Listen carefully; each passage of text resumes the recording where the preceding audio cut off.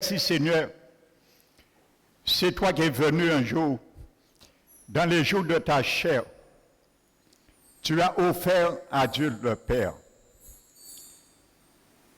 des supplications et des prières avec grand cri et larmes à celui qui pouvait te sauver de la mort.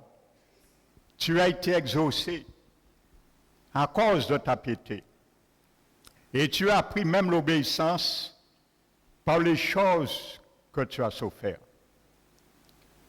Mais étant élevé à la perfection, tu as reçu le nom qui est au-dessus de tout nom.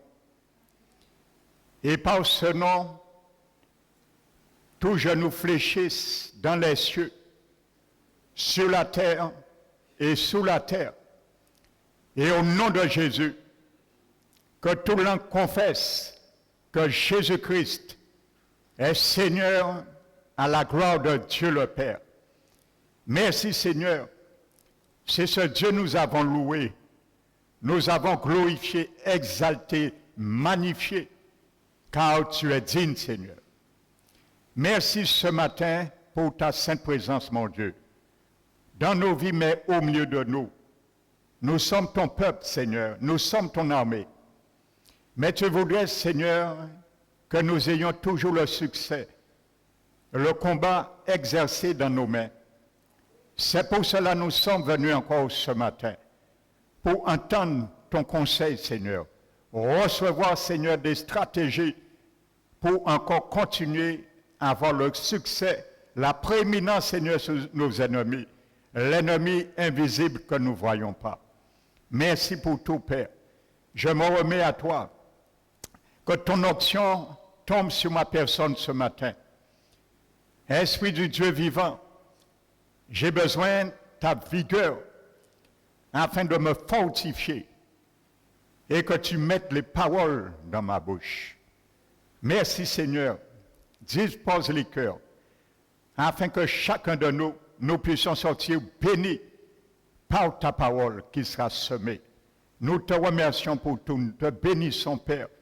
Et nous donnons gloire à ton Saint-Nom, au nom puissant de Jésus-Christ. Amen. Alléluia. Asseyez-vous, frères et sœurs. Donc je vous salue, je vous bénis. Dans le nom du Seigneur. Soyez les bienvenus, ceux et celles qui nous visitent ce matin. Sois bienvenus, notre frère, parmi nous. Amen. Donc je vais donner ce matin la deuxième partie de ce message. Amen. Qui veut, le titre c'est « Reprends ta bénédiction ». Amen. Car bien souvent parmi nous, nous perdons la bénédiction. Mais qu'il ne soit pas perdu définitivement pour toi ce matin, moi. Tu peux la reprendre. Ça dépend que de nous. La grâce de l'Éternel nous précédera, bien sûr. Mais ce n'est pas sa main qui va arracher la bénédiction perdue à notre place. C'est nous-mêmes, avec notre main. Alléluia. Nous avons vu dimanche, Israël a perdu plusieurs villes qui leur appartenaient. Et en finalité, Dieu les a fait grâce de revenir sa présence vers eux. Mais ce n'était pas la main de Dieu qui a arraché les villes. C'est eux qui ont été et qui ont arraché leurs villes qui avaient été prises dans leurs mains. Donc, qu'il soit pour toi ce matin, ainsi et moi. Et que le nom du Seigneur soit loué et glorifié. Amen. Donc, je reviens sur quelque chose. Je n'étais pas allé jusqu'au bout de ma pensée que j'ai dit dimanche dernier en parlant de Moïse, le chapitre 4 d'Exode. Donc, je disais que Dieu avait envoyé Moïse avec un mandat pour délivrer le peuple d'Égypte. Et pendant que Moïse plutôt est en chemin, la Bible nous dit dans Exode 4 que Dieu est allé pour tuer Moïse. Ça paraît choquant. Donc je ne vais pas y revenir. Donc je disais que Moïse avait oublié quelque chose, négligé quelque chose de très sérieux. C'était la circoncision, qui était le signe de l'alliance que Dieu avait contractée avec Abraham. Amen. Et la Bible nous dit, lorsque ils ont obtempéré, lui et son épouse Séphora, la Bible nous dit que l'Éternel se retira et le laissa aller. Amen. Donc, frères et sœurs, la Bible nous dit, la Bible est premièrement spirituelle. Nous comprenons quelque chose par cette image, que pour Dieu, la mort vaut mieux que de servir Dieu dans la désobéissance. Amen. Pour l'Éternel, la mort vaut mieux que de servir Dieu dans la désobéissance. Parce que Dieu ne voulait pas que Moïse aille avec un mandat dans la désobéissance. Donc c'était équivalent pour Dieu la mort. Amen. Donc c'est un fait, frères et sœurs. Comprenons bien, nous ne pourrons jamais servir le Seigneur ou essayer de servir le Seigneur dans la désobéissance ou dans l'infidélité et en pensant que nous allons survivre. Et ce n'est pas étonnant que Dieu l'a dit, Jésus l'a dit au jour du jugement, il dira à beaucoup, je ne vous ai jamais connu, ouvriers d'iniquité. Parce que vous savez, l'iniquité commence dans les pensées. Amen. C'est là on calcule. L'iniquité en elle-même n'est pas le péché. Amen. Mais c'est ce qui amène et occasionne le péché. L'iniquité est le véhicule qui nous amène dans le péché. Amen. Et vous savez, frères et sœurs, un des plus grands filets de l'ennemi,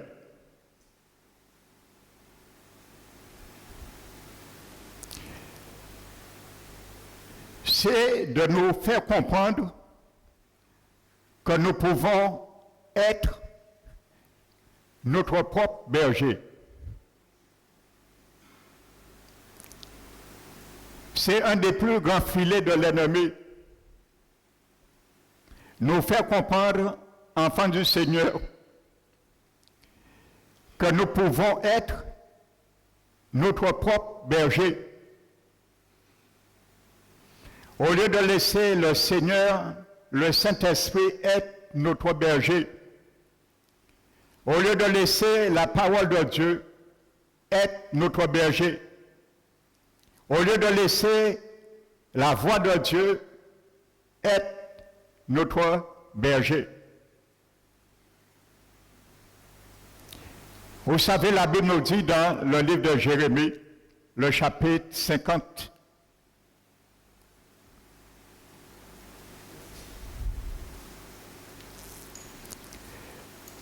l'Éternel dit, vous allez bien comprendre cela, ce que je viens de vous dire.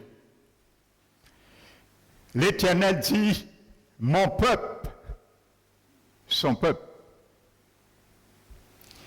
était formé de brebis perdues. le peuple de Dieu était formé de brebis perdues. Comment? Il dit parce que leurs bergers les égaraient. Pas Jésus. Jésus est le bon berger. Il ne peut pas égarer quiconque. Mais lorsqu'on a des bergers, je ne parle pas des serviteurs de Dieu, je parle spirituellement parce que je viens sur un terrain avec toi ce matin. Amen. Pour que tu comprennes le langage spirituel. Il dit le berger les égarait. Il les faisait errer sur la montagne et ils allaient de la montagne à la colline. Dans quel but? Pour oublier leur gîte ou leur bercail ou leur pâturage ou l'église. Mais ce que tu veux, c'est la même réalité. Pour oublier leur gîte, leur bercail, leur pâturage, l'église. Et la Bible nous dit, ceux qui les trouvaient les dévoraient. Et leur ennemi disait, nous ne sommes pas responsables. Pourquoi ils ne sont pas responsables? Lorsqu'ils les dévorent, parce qu'ils ont abandonné l'Éternel, la demeure de la justice. Ils ont péché contre l'Éternel. La demeure de la justice contre l'Éternel, l'espérance de leur Père. Ils ont péché contre l'espérance de leur Père et contre la demeure de la justice qui s'appelle l'Éternel. Alléluia. Donc, mes pensées, tes pensées peuvent être ton berger. Parce que tu peux dire, je veux faire comme je vois que je dois faire. Et n'oubliez pas, le proverbe nous dit, il est comme la pensée de son âme. Qui décide dans une action, dans nos vies? Notre âme. Parce que là, il y a la volition. Donc quand la Bible dit, il est comme la pensée de son âme, ça veut dire que ta pensée détermine tes actes et tes actes déterminent ta destinée. Parce que si je veux prendre la porte de sortie qui est ouverte là, je vois, je pense, je calcule, je dois sortir là. Je l'ai pensé dans mon âme. Et maintenant, mes pensées passent le flambeau à ma volonté qui est toujours dans mon âme et je passe à l'action. Et je sors là et je vais dehors. Donc mes pensées actionnent mes actes. Et mes actes actionnent ma destinée. Donc mes pensées peuvent être mon propre berger. Nous sommes d'accord. Tes pensées peuvent être ton propre berger. Le Seigneur, le grand et bon berger, peut nous dire, allons là. Il peut nous dire, allons vers l'autre bord. Mais toi, tu as déjà calculé, parce que tu sais, on a dit qu'il y a une tempête là. Alors, ta pensée t'a dit non. Tu dis, Seigneur, non, je préfère aller là. Tu dis pas au Seigneur, pourquoi? Parce que tu as entendu, il y aura une tempête. On te l'a dit. Mais le Seigneur le sait aussi. On ne l'a pas dit au Seigneur, mais lui, il est omniscient, omnipotent et omniprésent, il le sait. Et il sait aussi, c'est lui qui va créer cette tempête. C'est pour ça qu'il te dit, allons de l'autre bord. Mais nos pensées disent, non, je préfère aller là aujourd'hui, Seigneur. C'est mieux pour moi, c'est moins risqué. Donc, nos pensées peuvent être infidèles, nous rendre infidèles et désobéissance à l'Éternel en devenant nos propres bergers. Amen. Donc, Jérémie 50, considère-le aussi spirituellement. Pas un homme qui te conduit à l'échec, qui t'égare comme un berger, bien que ça arrive, il y a des faux bergers, bien sûr. Ne fermons pas les yeux sur cela. Mais nos pensées peuvent être nos propres bergers. Et c'est un des filets de l'ennemi. Alléluia. Amen. Donc revenons à Israël. 1 Samuel, le chapitre 7. N'oubliez pas, je vous disais que Jésus nous a donné un mandat. Et le mandat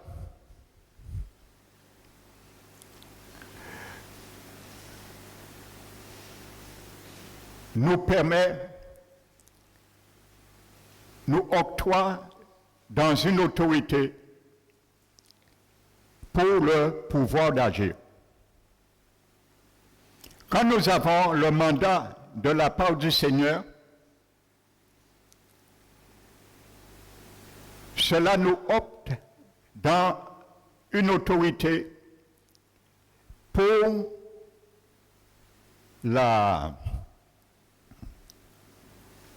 agir. Ou plutôt nous donne le pouvoir, l'autorité dans le pouvoir d'agir.